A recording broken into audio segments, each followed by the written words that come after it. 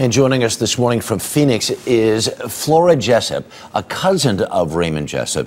She is a former member of a polygamous sect. Good morning.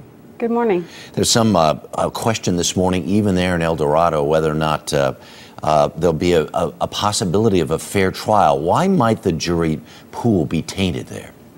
Well, the FLDS have been in Schleicher County, Texas for several years now, and their business practices are very questionable.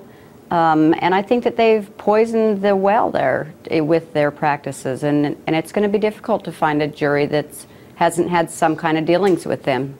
Economic ties. Yes. Yeah.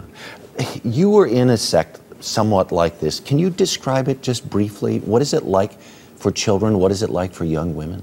I was in this sect, actually, when they were headquartered on the border of Utah and Arizona.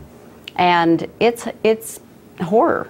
The abuses that occur, and especially after Warren Jeffs took over, things really turned bad for the children.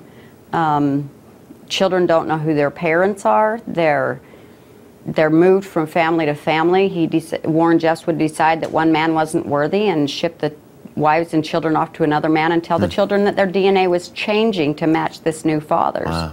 We watched, though, when the compound was raided, the women came on television. They said over and over again, our children are not happy.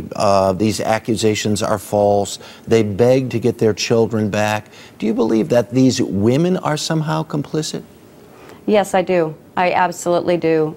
You know, mothers have the instinct to protect their young, and these mothers don't. They do not step in and try and protect their children. Instead, they hand their children over to these perverts, knowing full well what's going to occur with these children.